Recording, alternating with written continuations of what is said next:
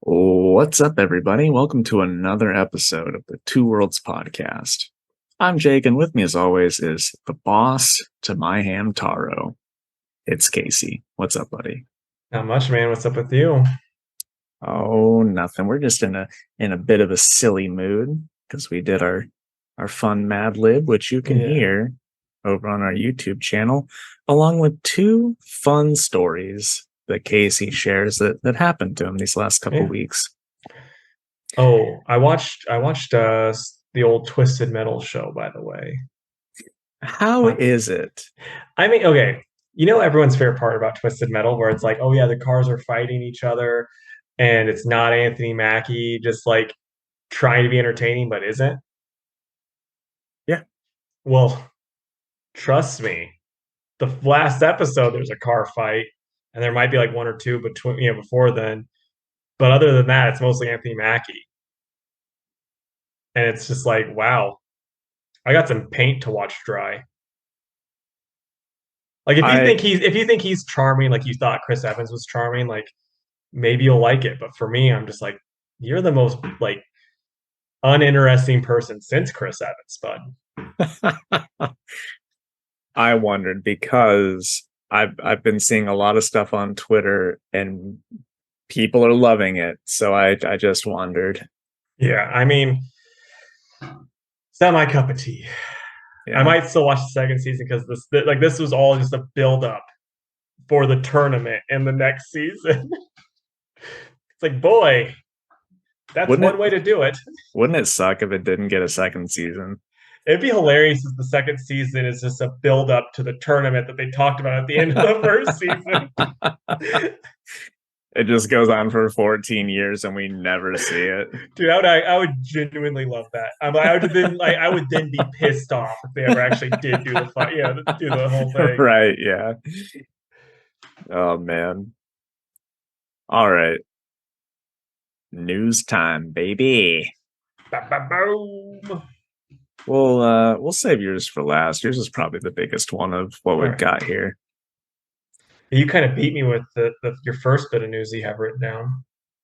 Yeah, honestly, I was just like browsing the web and saw something that was like 3 minutes ago. I'm like, oh, nice. Yeah. So yeah, let's talk about that. Gal Gadot says that they are developing a new Wonder Woman movie in James Gunn's universe. So Yeah.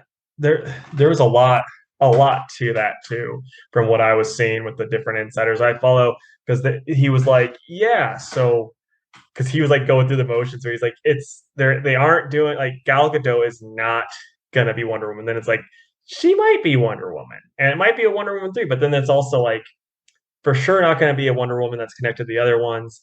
Odds are she'll just produce this. So it's like, how much was she gonna actually do as a producer? I really don't know what producers do, honestly. But yeah, I mean, it's interesting that they're bringing Gal back, but then they're like, "Fuck you, Henry Cavill. Go to yeah, hell." no, I definitely get that. I definitely get that. I am excited though. I mean, I really like her Hmm. as Wonder Woman. And I want that to work out Yeah, because I don't think she can be Wonder Woman in this new universe, though. I know like they're trying to say that she might be. I don't think she can because of the age. She's like pushing 40 right now, and these sets of movies is going to be. Gunn says 10 years, but there's no way it can be 10 years with this writer strike going on now because he had to halt everything. Everyone else had to halt everything. So that's going to push it back to 11. So she's going to be 51. And like, don't get me wrong, she'll still look better than you and me right now at 51, but still it's going to be harder to keep being Wonder Woman at 51. So they're going to have to recast. yeah, yeah. We'll see. We'll see what happens with it. I just want her to get one more showing that's not just a cameo, even though I've been liking her cameos. And two, Wonder Woman 1984 was bad, and I don't want that to be like the last Wonder Woman movie for her. She deserves better than that. You watched it, She, right? yeah, she deserves better than the Flash cameo too. That Flash cameo was rough. That was like some of the worst jokes of that damn movie. And there was a lot of bad jokes in that damn movie. And honestly, that was like my favorite cameo just because I love her so much. Yeah. So it is what it is. Okay. Next, so Vault Comics, they have this new book coming out from Chris Yost called Unnatural Order #1, and they're making that comic 100% free to order for shops, which I think is pretty neat. And I'll definitely get some, Yeah. and also I used to really like Chris Yost. He did some really good X-Force stuff. Um, his run before Remender's Uncanny X-Force was still a really good run.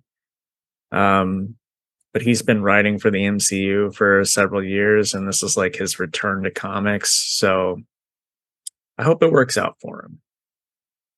Me too. I'll have to check it out because I've enjoyed it, what I've read of him. Mm-hmm. Okay, so we got our answer to what's been going on with Donny Cates lately. And essentially, he was in a really bad car accident 6 months ago, well, a little over 6 months ago.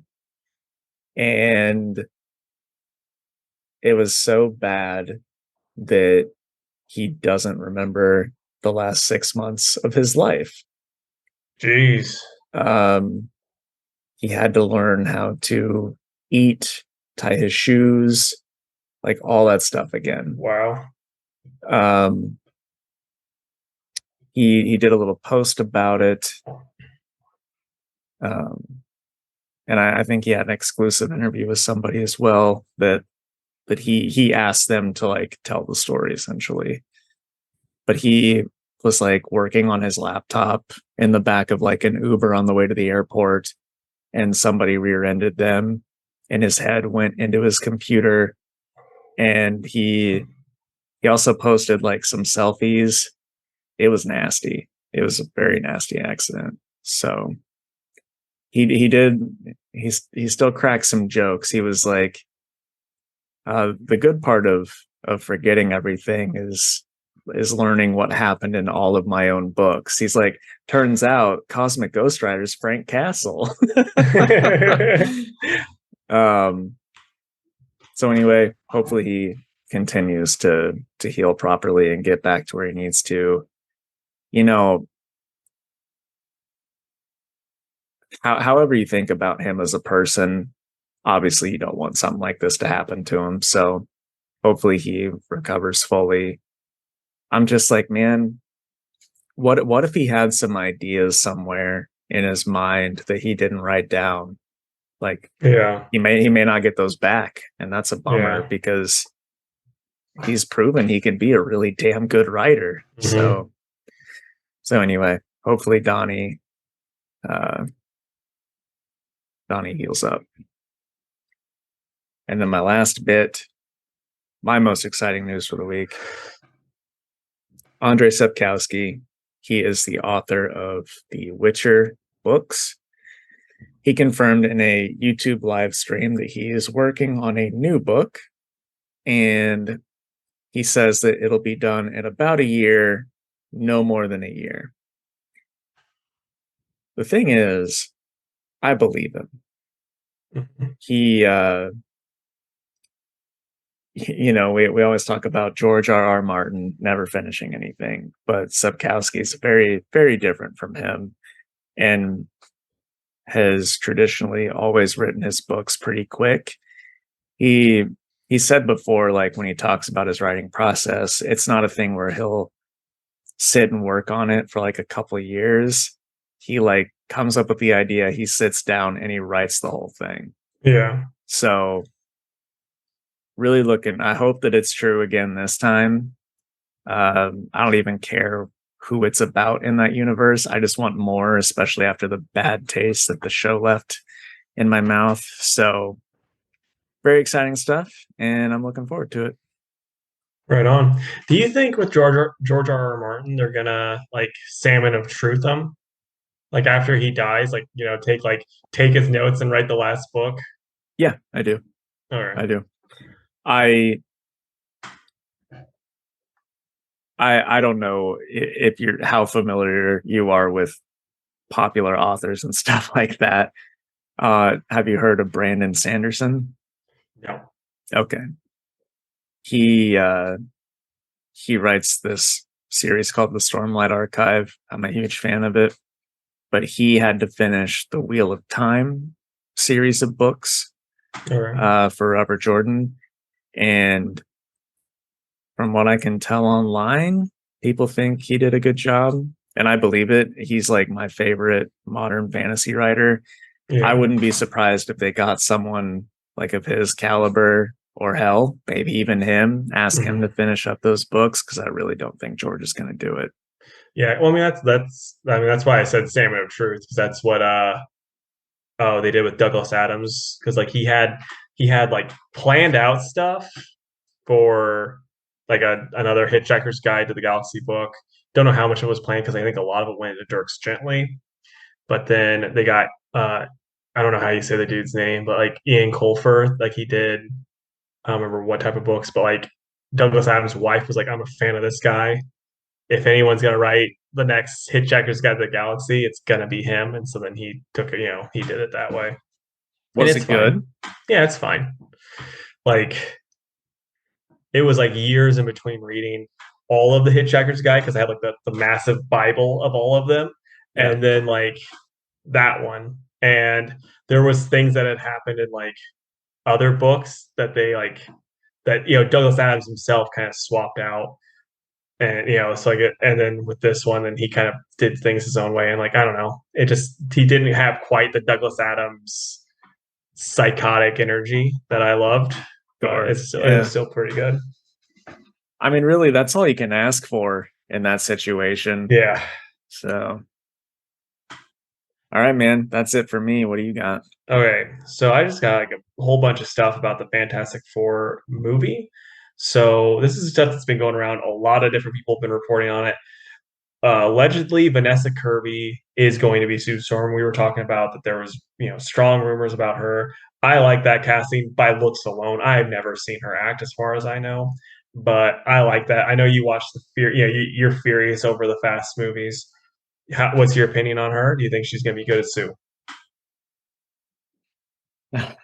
I mean, maybe Yeah, we see her in Hobbs and Shaw, and it's really hard to take anything that happens in that seriously, right? yeah. So, but at the same time, it's hard for me to take a lot of newer Marvel stuff that seriously. So honestly, yeah, why not? She'll be fine. And she's in the newest Mission Impossible, which I hear is pretty rad. Yeah. So, but and then Joseph Quinn is going to be Johnny Storm. He was in this newest season of the old Stranger Things. People really liked him in that. I thought he was kind of annoying until like three-quarters of the way through. Then I was like, okay, this guy's okay. But he's going to be there for that. I don't know how old he is, but I'm like, for me personally, I think he's a little too old to be Johnny, but he should still be good because he's very charismatic and likable. You didn't watch Stranger Things, but have you seen what Joseph Quinn looks like at least? And you'd be like, I oh, Googled them. Yeah. yeah, I didn't really see it too much. yeah, But like I haven't seen anything with him, so I don't know. yeah. I mean, with him, especially looking at him, it's not like that Jimmy Olsen casting that we talked about, where it's like, oh, this fucker just looks like Yeah. him. Yeah. And then Evan Moss Backrack, which you might, if you guys watch The Bear, which if you don't, you should see it. It's very good. It's very good. Yeah. But he plays uh, cousin Robbie, I think is his name, but the cousin in that, and he's been cast.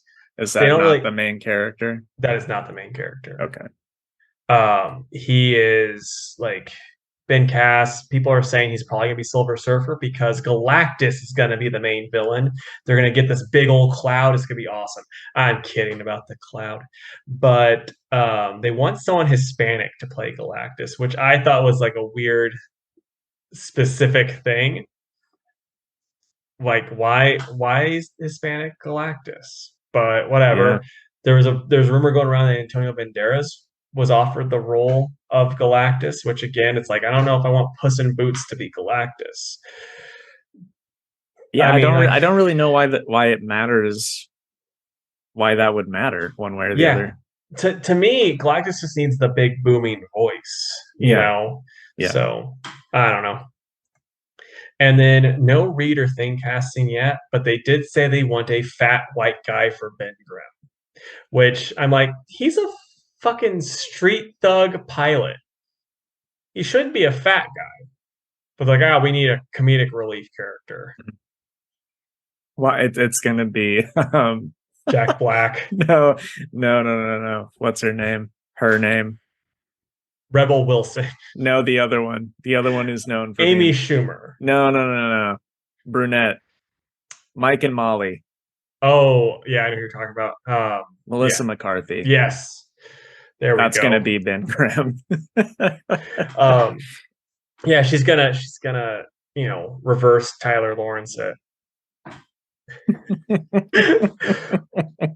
But no, I don't like that because like that's telling me right there that they're gonna be like, the character that people feel bad for, Ben Grimm. We're gonna make him the joke of the group.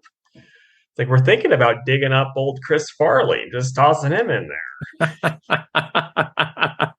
Digging him up. And then the last bit that I saw is the movie is supposed to be set in the 1960s.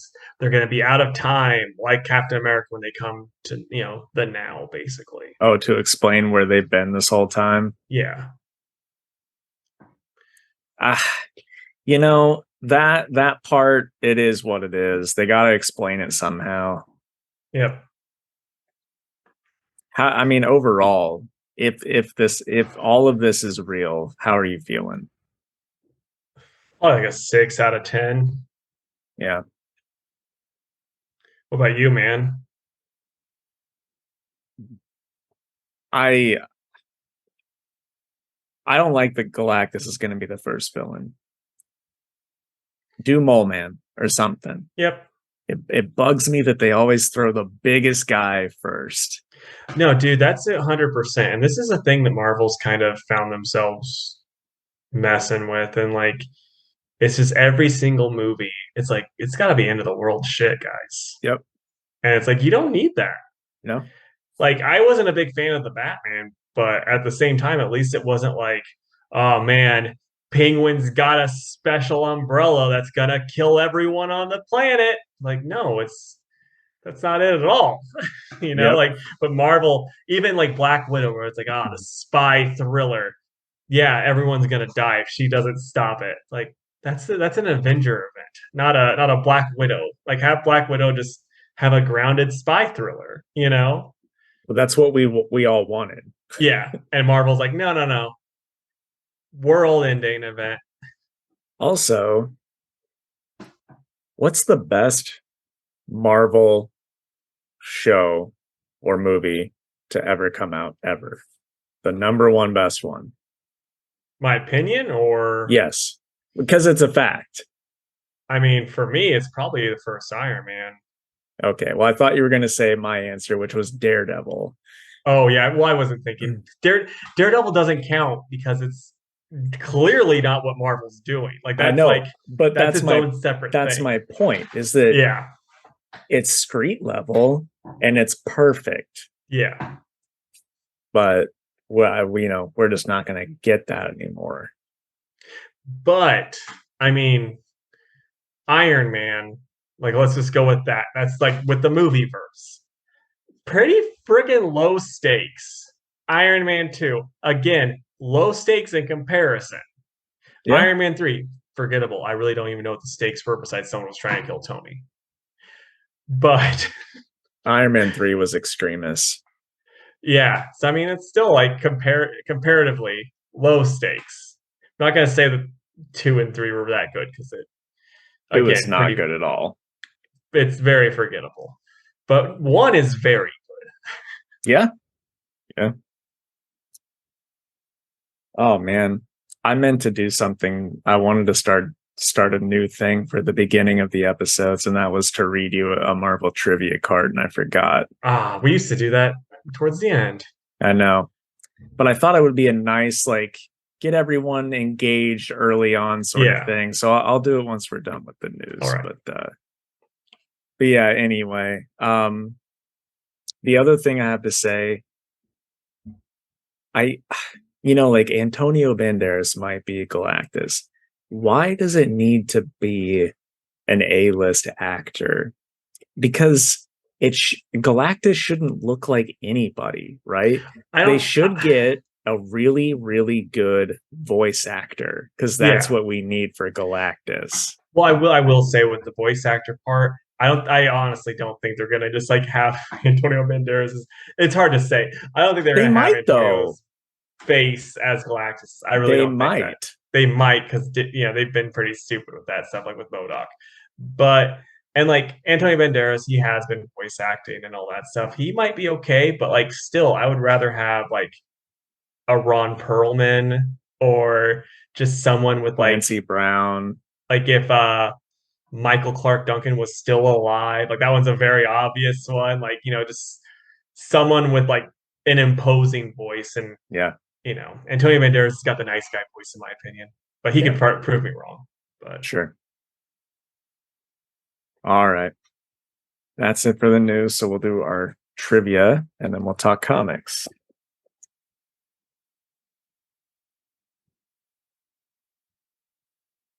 All right, so when I ask it, just wait, if you know it right away, wait a few seconds to give everyone a few seconds to think. Yeah. Let's see here.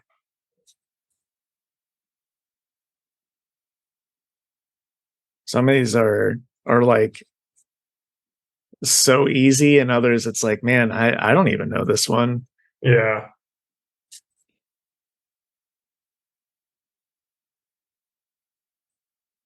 Okay.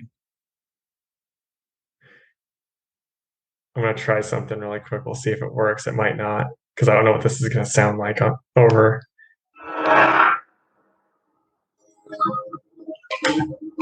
Can you hear this? Yeah. Okay.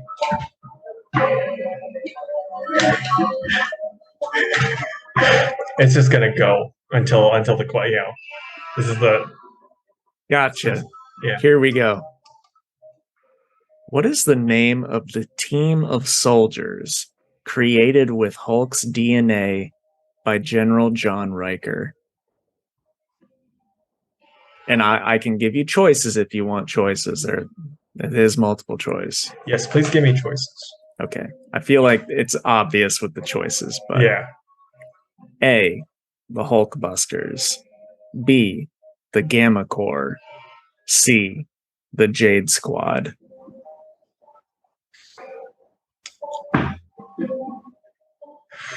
I'm going to say the Hulkbusters, but I don't think that's right. Incorrect. Yeah, it was B then, right? It's B, the Gamma Corps. So there you go. If you guys got that, me and Jake will come to your house and both give you a smooch on each cheek. But you gotta pay us gas money. Yeah. Or if you just show up at comic headquarters, Jake will give you one kiss, and then we'll do a selfie, and I'll send a picture so it looks like I'm doing it too for your Instagram. Yes, there you go. Because I know that's what you want more than anything. All right, man. What books did you read this week? Dude, I read so many books. You're gonna be like, damn, bro, you read so many books. I read The Last Ronin, The Lost Years, Fantastic Four, number 10, What If, Dark Venom, number 1, and Doctor Strange, number 6. Okay. We have one Mucci. 2, technically, because didn't you say you read the What If, Dark Venom? Yeah, I did just last week, so I'll be a little fuzzy on it. Okay, so I read The Sacrificers, #1, Conan the Barbarian, #1, Scarlet Witch, #7, Fire and Ice, #1, Moon Knight 26, and Doctor Strange 6. I'll let you start. Yeah, I'll do a couple here. So The Sacrificers, #1, it's written by Rick Remender with art by Max Fiumara. Yeah, this is Remender's new Image book. There was a free comic day book about it. It was really good. There's like this family of bird people, and the dad is like crazy abusive to the oldest son. Just like whips him, keeps him out in the barn with the animals. And like this group of heavily armored creatures come and they're like, it's sacrifice time. So the dad goes and gets the oldest son and gives him away to these people. He joins a slave line. Meanwhile, this girl with like fire hair is studying magic and stuff like that up in this fire kingdom. And her dad is like the king of whatever land they're in. He looks pretty cool. He's all covered in fire and stuff like that. I'm guessing he is keeping the sun going in the sky or something like that. He's clearly got some evil vibes, but really that's kind of it. It just ends with this bird dude getting put in the slave line and marched off by these really creepy looking people. Where's the other? I wanted to show you what one of them looked like because the design is super cool. Oh, that is cool. Yeah. Yeah, art's good. Remender really makes you feel bad for this bird dude. And I don't know. I'm just all in. It's you know how Remender Image books are. There's not a good way to tell you what's going on, but it's just good, you know? Yeah. No, I gotcha. And I'm just glad he's doing something new again. So I'm gonna give it an 8 out of 10. I will definitely be picking up #2. Really good stuff. Next, Conan the Barbarian, #1. It's written by Jim Zub, and the art is done by Rob De La Torre. This honestly, dude, looks exactly like Joe Kubert drew it. I mean, doesn't that look like Viking Prince or something? Yeah, that looks awesome. It's really, really good. And it was a cool story. Essentially, this scout from a neighboring land rides in and she's like, you guys need to get out of here. There's an army of the dead coming this way. And everyone's like, get back in the kitchen, woman. Essentially, like they do not care at all. But Conan believes her, and then the army shows up and she and Conan are like kicking all these zombies' asses and stuff. And he's like, come with me. We gotta warn Samaria. And she's like, sorry, Conan, they're already there. And the final pages are like some Sumerians fighting the army of the dead. And it says next issue, Homeland Destroyed. It was awesome. This is the first issue of Titan Comics getting the rights for Marvel for Conan. I think it's going to be brutal and it's going to be fun. So I'm excited. I'm going to give it a 9 out of 10. It was the perfect first issue of a Conan book. Right on, dude. I'm kind of glad Marvel doesn't have the rights anymore. I am too. It's also probably my pick of the week. Right on. And I'll do one more. All right. We've got Fire and Ice #1. It's written by Bill Willingham with art by Leonardo Manco. It's okay. It's very like, like Tarzan or Sheena, like it's pretty jungle heavy. But then there's like people in full plate armor that show up, and there's tribes and animals and all sorts of stuff. I don't really know what's going on. I don't know if I liked it. And then a cool barbarian guy shows up at the end, and he's going to whoop some ass next issue. But here's the thing. There's two chicks, and Nice. one is the mother, and the other is her daughter. But the mom is like so hot. Like they're essentially, they look exactly the same. It's like there is no way that this is just a mother and daughter. They both look like fucking 23-year-old co-eds. This is someone's fetish is being written. Yeah, pretty much. And they're just wearing practically nothing, and they each have a cool like panther with them, and they carry spears. It's like, okay, Bill, we know what's going on here. I don't know. Story's interesting. If the next one comes out on a light week, I might check it out because I want to support something like this. It's very like Frazetta like. But I will show you what the barbarian guy looks like at the end because he's pretty neato. That is pretty sweet. Yeah. Kind of looks like Red Wolf a little bit. Yeah. Yeah, I'll give it like a 6 out of 10. Right on, man. Okay, so Fantastic Four, issue 10 by Ryan North and Leandro Fernandez with God's Page writer Jonathan Hickman, which we see the same thing in Doctor Strange. I don't know what the hell they're talking about with that. It's in every Marvel book. He's doing an event called Gods. But I don't even know where that part happens. I don't, Okay, but yeah, so it's like these aliens are on a ship. They're all like traveling, very far. They're all asleep. But then like every once in a while one will wake up and like each one will see a Fantastic Four member and they're like they don't know how to really react to it. Like one sees the Human Torch, like lighting up, and this is like 100 years time too. So like the first one, it's like 500 years ago, and there's no stars in the sky, and they just see Johnny like lighting up, and they're like, "Oh, I got to go outside. That's what you're telling me. This is what the sun god's telling me." And then he goes out and he freezes to death.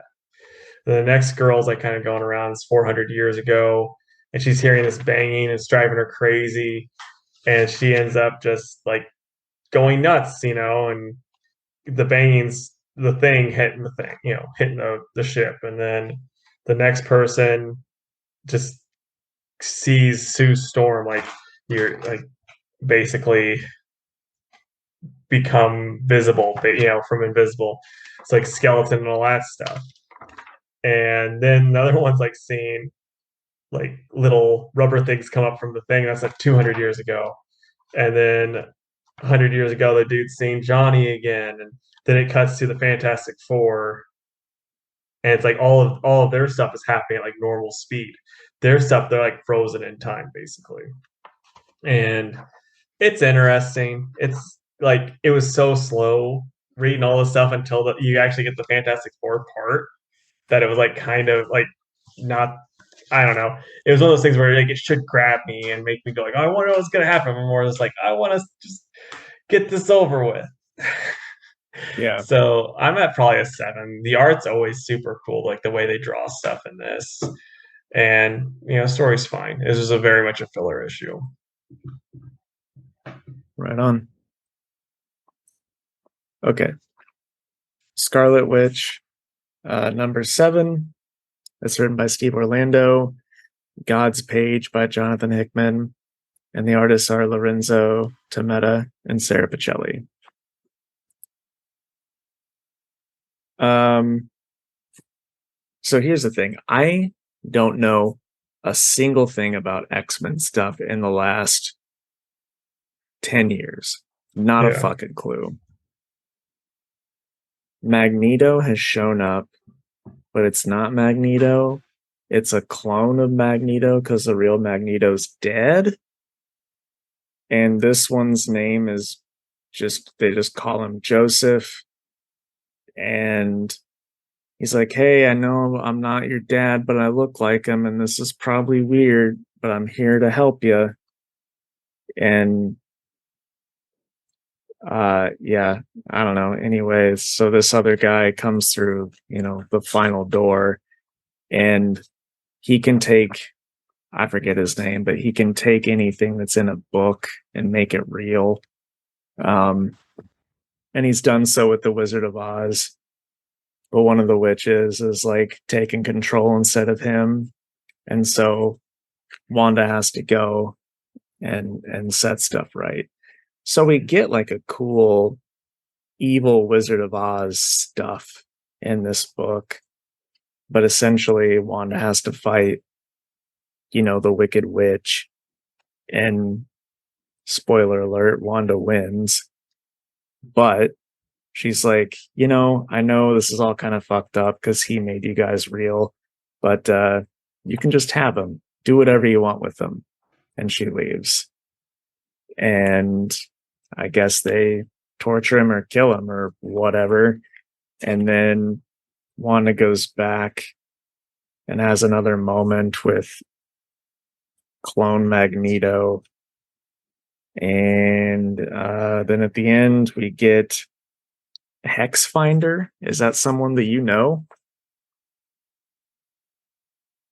No clue. Okay. Well, anyway, she needs revenge on Wanda for something. So she's going to get that next issue, apparently. So yeah, this was good when it was the Wizard of Oz stuff, but the Joseph stuff had no emotional meaning to me, and it was supposed to. Yeah. So that is what it is. I'll give it like a 7.5 because most of it was good. Right on. Okay, so I will talk about The Last Ronin, Lost Years by Kevin Eastman, Tom Waltz, with pencils by S.L. Gallant and Ben Bishop. So yeah, you get, Mikey winning his cage fight, and then he goes to fight the old death worm, and that fight's pretty sweet. It's not who you think it is and all that type of stuff. I liked it. It was really cool. And then it's like, well, this is how it ends. Like basically like with this story ending here, then it cuts to like, I'm gonna go fuck up the foot now, basically, something that's cool. And then it ends with us getting to see these kids. Nice. And I'm so excited. So excited for more of them. So the last Ronin's going to return, which we already knew because we broke that story already. We did. But yeah, so I liked it a lot. I liked this whole story as a whole. It wasn't as good as the last Ronin, but there was aspects of it that I just really loved. So I'm gonna go probably 8.5 for this issue. Now I'll go whole 9 and 9 for the series as a whole. Nice. High praise. Yeah. All right, Moon Knight 26, written by Jed MacKay and Jonathan Hickman, with art by Federico Sabatini. This was probably the weakest issue of the series. Not to say that it was bad or anything, but essentially the whole issue was Hunter's Moon talking to Mark's therapist because he's just having sort of like an identity crisis and some imposter syndrome. And it's them just kind of working it out. And I think that works really well when it's Mark because we know that character. But Hunter's Moon hasn't been around very long, and it's just like just doesn't quite hit the same. But the art is knockout as always, and a week issue of Moon Knight is still better than a lot of what we read. So, gonna give it an 8, but definitely ready to get back to normal Moon Knight stuff next issue. Right on. All right. So I have What If Dark Venom, #1 by Stephanie Phillips and Jethro Morales on the art. Yeah, so it's kind of like, oh, Ben Grimm, he sees the old symbiote, and the symbiote's like, this guy is a weak-willed bitch. I'll just take him. And Ben Grimm's like, hey, you can make me pretty again. And then Reed's like, hey, get that thing off. I don't want you looking pretty. I want to be the pretty one. He tries to shoot at him, and then Ben Grimm's like, hey, shut up, and he leaves. And then he gets played like a fiddle by old Doc Connors, and it's interesting. It's like every What If story where it's like, boy, if you thought that this was gonna be happy, guess what? They all die. And that was like one of my problems is like Sue Storm is like she's been such a beast lately, and then this is just like, guess what? She dead. Reed Richards, guess what? He dead. So like that was kind of lame, but it was still kind of neat. I liked it. Like it's something that's gonna like knock your socks off, but that's kind of like normal with What If stories. So I'm gonna go 6 out of 10. What do you think, though, bud? Since you've also read it, but you don't, it's been a while since then. Well, I mean, I thought it was pretty neat. I like the symbiote going on Ben, but also I don't really read Fantastic Four, so maybe it was just like more neat to someone that isn't as familiar with all that stuff.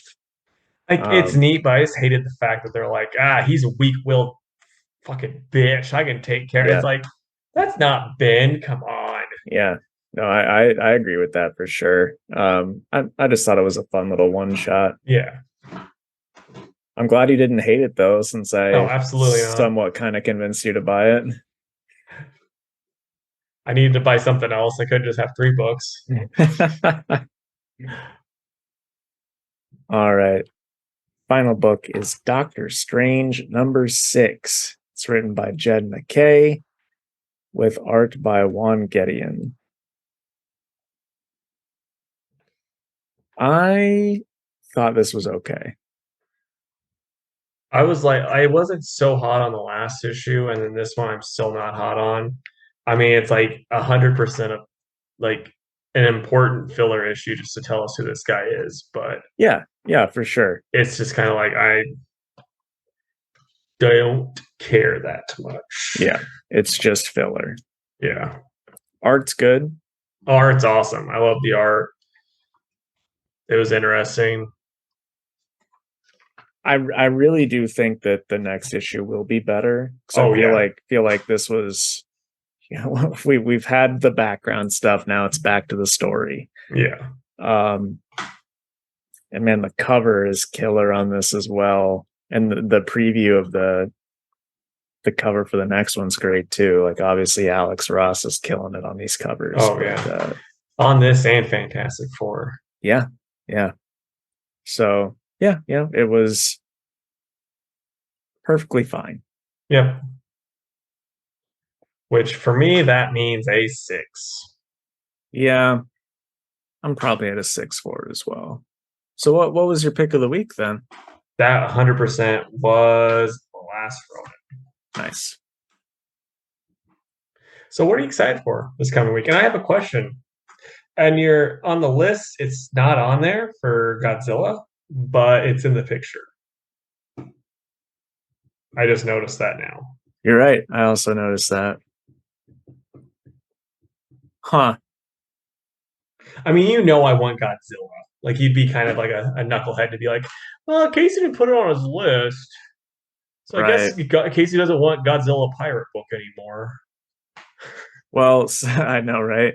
I pull my photos from a different spot, and then the list is like my actual invoice. So either I didn't put it on here by accident, or it got bumped, and that's why I got the picture because it's supposed to.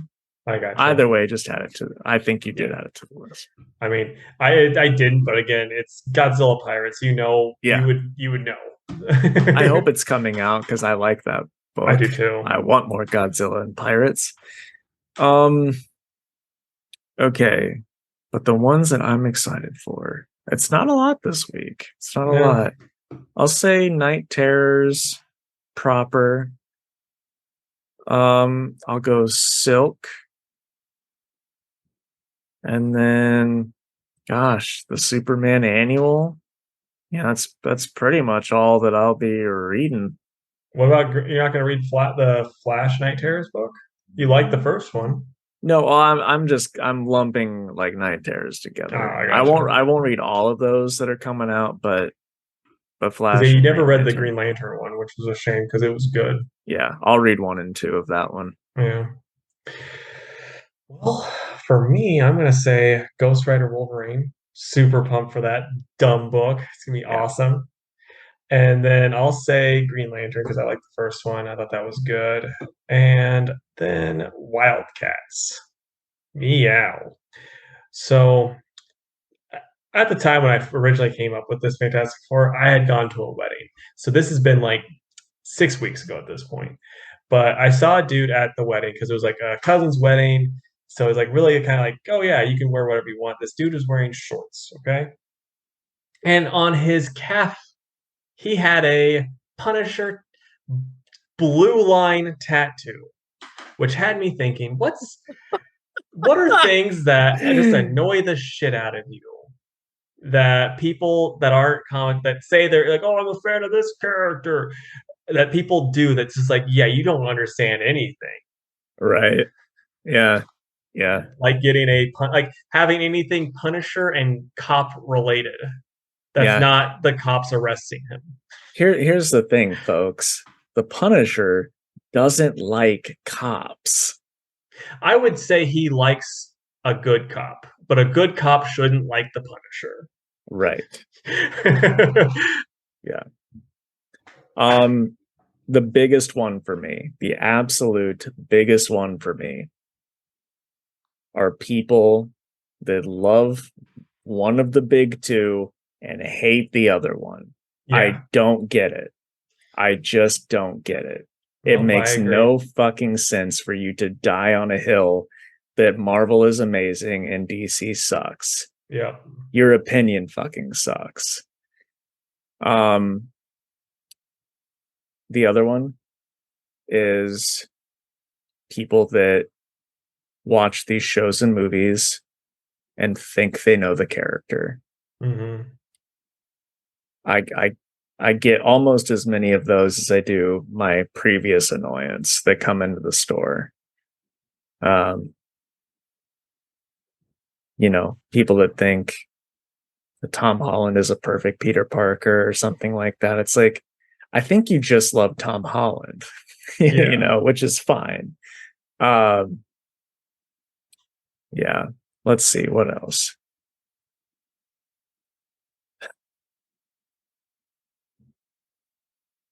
People, this is gonna make me sound like an ass. People that only love 90s image. Again, I don't get it. They'll be like, I don't like the big two, but I love 90s image. It's like, but why? It looks awesome. Well, sure, it looks good, but I'm sorry, but Pitt and Spawn and the Max aren't any cooler than any Marvel or DC character. I mean, if you put Pitt against Vibe in a cool contest, Pitt wins. And you said Pitt's not cooler than any Marvel or DC character. Pitt and Spawn both way cooler than Vibe. I'll give you that Spawn is cooler. I don't give you Pit. Let us know down below. Who do you think is cooler, Vibe or Pit? And let us know if you had to Google what Pit looked like. And after you did, if you don't think a chain belt, I'm pretty sure he had a chain belt, is cooler than Vibe, come on. He basically looks like Lobo. He's way bigger. Yeah, but still. He's a much beefier boy than Lobo. Come on. Oh man, what is my other annoyance? Do you have one while I try to think of the last one? I mean, not to besmirch Stan Lee's name, but people that don't know anything about comics and they're like, oh man, Stan Lee is just, we wouldn't have any of this stuff without him. It's like, well, you wouldn't have any of this stuff without Jack Kirby and the artist that Stan stole from. Because he did things the Marvel way, which was just write stuff for me and draw stuff for me and let me put my name on it. So, you know. Yep. And then, I mean, I'm with you with the movie stuff. Like, that's so annoying. Anytime you read stuff where they're like, yeah, it's a good thing. Like, I was trying to read something where there was a YouTube clip that popped up where this dude was on Joe Rogan talking about the difference from the comic of Infinity War to Infinity Gauntlet, and he was like, oh yeah, Thanos just wanted to impress death, and he was talking about that, and the people in the comments like, so he was just a simp for death? Oh, that's such a stupid concept. They did such a better job with the whole cutting out half the, I'm like, no, they don't be stupid. Dude, people defend Endgame so fucking hard, and I don't get it. And I'm going to also say something that really annoys me too with just comic book fans in general now is like how hard, I mean, like I get shitting on shitty CG with a lot of the stuff because I did with the new Flash movie, but how hard they go at these movies now. Like it's like y'all were the same people that were just blowing Marvel for the longest time, and now you guys are like, you guys are doing something slightly different than what you did before for these last 20 years. I don't think I like it anymore, so this sucks. Yeah. I'm just like, this is fucking dumb, guys. Come on. I know. The last 3 movies that have come out, doesn't matter what it is, people come into the shop and bitch about the CG. I'm like, guys, it looks fine. Yeah, I mean, fuck, man, it's probably been more than the last 3, right? Well, yeah, I was just throwing out a quick number. I gotcha, because I was like, Quantumania for sure. That the Doctor Strange one, and then there has been one after Quantumania, right?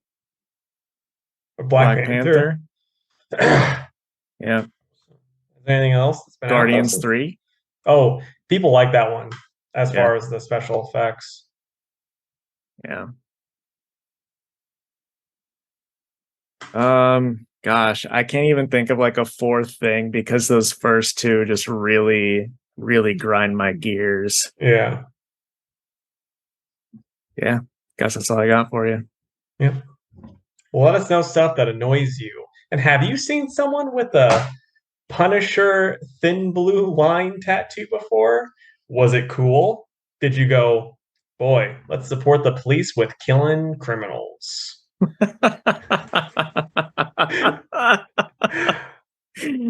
Oh gosh. All right. Closing plugs. Please go to facebook.com/2worldspodcast and give the page a like. You can also follow us on Twitter at 2_worlds_PC. It's and X. on Instagram. Oh yeah, X, sorry. Also on Instagram at 2worldspod. You can email us and Threads. Damn it, Casey. I know I'm messing up. You can email us at 2worldspodcast@gmail.com. I almost said yahoo.com just to see what you'd say. I would pick up on that one. I don't ever email us. Also, please subscribe to our YouTube channel. That's 2 Worlds Podcast on YouTube. And like and subscribe. Leave us a comment down below. Tell us what your favorite sandwich is. That'd be cool. Yeah. And I like sandwiches. Tell your friends. Be like, hey, these two crazy podcasters, they're pretty cool. They look at this picture, they're kissing me on the cheek, and then they'll be like, that looks badly photoshopped with the one on the right. Be like, that's because it is. All right, guys. We'd love to stay in chat, but we have to go fix up the Ham hideout. So we'll catch you next time. That's my house. That's the Bye. Ham hideout. Bye.